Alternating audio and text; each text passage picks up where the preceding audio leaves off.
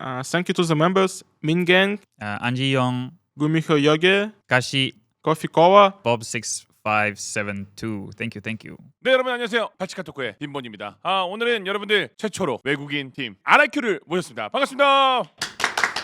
Hello guys. Hello. 카메라 보고 한 번씩 자기소개. Can you look at your cameras and just do self-introduction one by one? We'll start with head coach Ewok. Ewok, VALORANT head coach for RRQ. Hello, I'm Jemkin and I'm playing Duel Links RRQ. 그래서 간단하게 자기소개도 들었으니까 저희가 바로 질문을 한번 들어가도록 하겠습니다. 일단은 먼저 젠키 선수부터 저희가 질문해볼게요. 발로란트가 첫 프로게이머인지 그게 아니면 또 다른 게임에서 뭐 프로 생활을 한 게 있는지. Actually, I've never been pro. I mostly played casually, just with friends before. So even Valorant, I started playing with my school friends. They invited me to play Let's Die, the new game or something like that. So we tried and I liked it actually. 그러면은 발로란트를 하기 전에 혹시 재밌게 즐겼던 게임이나 뭐 이런 거 없는지. 기억에 남는. 네, 잼키는 뭐 했는지. I played CS, Rainbow Six, Apex. I played Overwatch also a little bit. I mostly played everything, every multiplayer game. 근데 다 총 게임이네. 그러네. 다 총 게임을 주로 했었고 중요한 거는 정말 다양한 게임을 했는데 왜 다른 게임은 프로를 왜냐면 에이펙스 레전드, 오버워치, 카운터 스트라이크 다 프로게이머가 있고 공식 리그가 있는데 왜 발로란트를 선택했는지 좀 궁금해요. Actually, the only reason because for CS because I lived in Far East, so I couldn't really play CS with well, the most people playing Europe because my ping is high. So that's the reason for CS maybe. So I didn't really play that game. Rainbow Six because I didn't like the game to be honest. Maybe after, yeah, I didn't like it. And Apex, I also I played maybe 2 seasons. I really grinded it, but then because there was no ranked at that moment. Back in the day. Yeah, back in the day. Yeah. So I stopped playing because I didn't like no ranked, just playing pops. 오케이 알겠습니다. 자 그리고 또 이어서 질문 드리자면은 결국에는 그 잼킨이라는 게 닉네임인 거잖아요. 어떻게 보면 그 잼킨이라는 닉네임 그 이름을 짓게 된 의미가 혹시 있는지. I also wanna know. You don't know?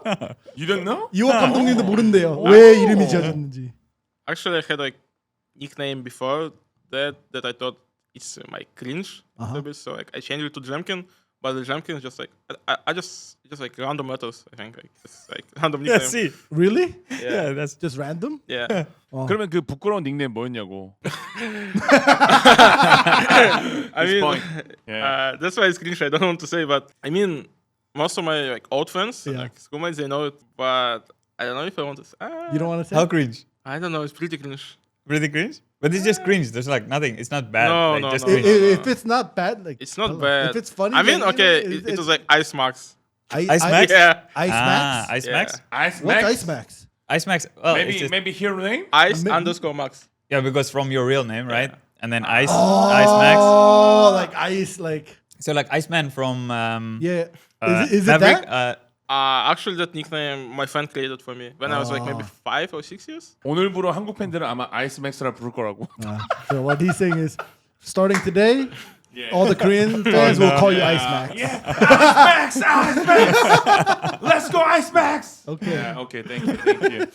자, 그러면 결국에는 이번에 잼킨 선수와 RRQ가 우승을 하면서 잼킨을 바라보는 그 한국의 프로게이머를 꿈꾸는 어린 친구들이 되게 많아요. 그 어린 친구들에게 조언을 해주고 싶은 말이 있다면 어떤 걸 하고 싶은지. I think maybe don't stress too much. Even when you become a pro, and when you play official games, try to be easy with it. Don't focus too much. What if I win? What if I lose? Don't put too much weight on yourself. Just be normal with it. 오케이, 알겠습니다. 그러면은 이제 또 선수로서의 입장이니까 감독으로서 이워 코치가 프로게이머를 꿈꾸는 애들에게 해줄 수 있는 조언은 뭐가 있을지. I think the advice is good from Jemkin. I think if you're a kid, it's a lot of people dream about being a pro player. It's harder than what you might think. It's more time invested, whether you want to become player or coach. It's not an easy way, but just make sure, to be honest, just make sure you're good. Make sure you're good enough. I don't think it's a good career to go into if you're not at the top, because we've kind of gone through that as well. The last 2 years, it is very hard being kind of middle of the pack team, if not winning, because if you're very competitive, all the enjoyment comes from winning. So make sure that if you really have the talent for it, then go for it. There's some people also that initially don't have the talent. You just make sure you grind and get to the point where you can you can win and just be ready to invest all that time. 중요한 거는 뭐 모든 감독들이 얘기하는 그 아시아 서버 1페이지가 되고 나서 생각해라 이런 뜻으로 그냥 간단하게 예, 생각하면 될 것 같습니다, 여러분들. 자, 이어서 이워 코치에게 계속 또 질문을 하자면은 저희가 조사한 바로는 알고 있는 거는 e스포츠 감독의 시작은 오닉 e스포츠로 알고 있는데 원래부터 e스포츠 업계에 꿈을 꾸고 있었는지 처음부터 감독이 하고 싶었는지 그게 좀 궁금해요. I started out more as a player, of course. Tried to go pro, wanted to go play pro Dota as well. As a kid, and my parents said no way. So I had to go study first, finished my degree first in South Africa, and then played on a South African team. I was pretty decent as a player. I wouldn't say I was great. For Dota? For VALORANT. Oh, for VALORANT. In South Africa. And then I did some casting as well for VALORANT. And then I was looking at some of the teams and they were pretty mid. And I feel like I could help them become better. I was more of like the IGL type role. And then I joined the team as a coach. And then one of the players were unavailable for some of the tournaments. So then I ended up going back to playing. And then we kind of just won everything in South Africa. The player base is not that big, but it's pretty, like, it felt big at the time. Some decent tournaments, whatever. We were just winning everything for quite a while. And then I was like, okay, well, I need to move to something bigger. And then the first, like, I guess, bigger job would have been Onyx. Before that, we were at White Rabbit Gaming in South Africa. Yeah. So yeah, moved over to Onyx for like just for 6 months, 7 months. Yeah. 알겠습니다. 그럼 중요한 건 또 이제 플레이어에서 감독으로 좀 옮기게 된 건데 어떻게 보면은 이게 막상 처음에 상상하던 거랑 좀 다른 게 있는지 아니면 감독으로서 헤드 코치로서의 좀 너무 어렵다, 힘들다, 요즘도 좀 약간 머리 아픈 일이 있다.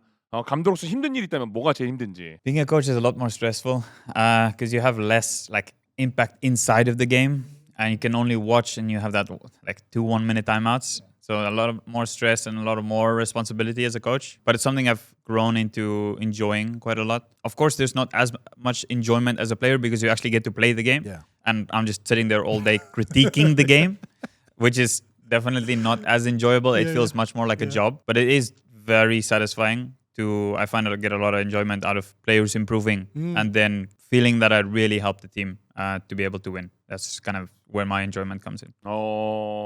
그러면은 결국에는 이제 이워 코치도 이제 사람인지라 흔히 말하는 이제 빡칠 때가 있을 텐데 코치석에서 대표적 이제 PRX 알렉스는 막 이렇게 하는데 이웍은 이랬던 적이 없는지. Well, for the slamming all the time, really? shouting. You would maybe know because you can hear, but Alex just always gets caught. So because it's half of the entertainment of PepperX, it's the W style and wanting to see Alex slam his desk when the W style is not working, right? So I think all of the coaches, almost all of them that I can think of, all of them rage a little bit. For me, probably the worst ones where you can see me rage. But if we run out of time, that's probably the most frustrating type of rounds on the attack side. So yeah, for sure, some aggressive words being said.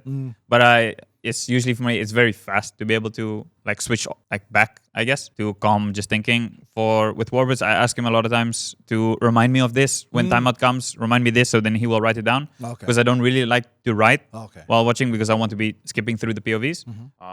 오케이. 그럼 이거는 이제 또 이워 코치 얘기 들어봤으니까 이번 잼킨 선수에게 이렇게 실제로 경기를 하다가 뭔가 우리가 잘못된 걸 알잖아요. 분명히 코치가 뭔가 타임아웃 누르거나 약간 화나 있을 것 같아. 그럴 때 무슨 생각하는지. I don't really get mad at you Yeah, guys. he's not like mad. So like, I don't really like care. Like, It needs to be what pretty he's bad, gonna. right? Yeah, I just like I just listen, to be honest. Yeah. So like, okay. just I just wait. Yeah. 재밌네요. 알겠습니다. 자, 그래서 저희가 좀 약간 새길로 빠졌었는데 중요한 건 또 이웍 감독님이 이제 어쨌든 오닉 e스포츠에서 좀 진행을 했었고 첫 출발이 RRQ로 또 입단하게 된 계기가 있을 텐데 그 비하인드가 좀 뭐가 있는지 어떻게 들어오게 된 건지 좀 궁금합니다. We had a lot of good results with Onyx. They were a decent team when I already got there. It's not like they were bad and then I just saved them. I cannot like take full credit at all. But I do feel like I helped them become a lot better strategically, where they were very freestyle before. So I think we got to match up really well against some of the other teams. We won the stage 2, I think, there. So there was a pretty big result for us in Indonesia, being the best team at the time. And then we got second place in the LCQ, where we went on like a huge run and we ended up losing to Boom in the finals. So I think there was a lot of like positive things happening. So, and then just RRQ came when they got the slot and they asked for me to come for an interview or whatever.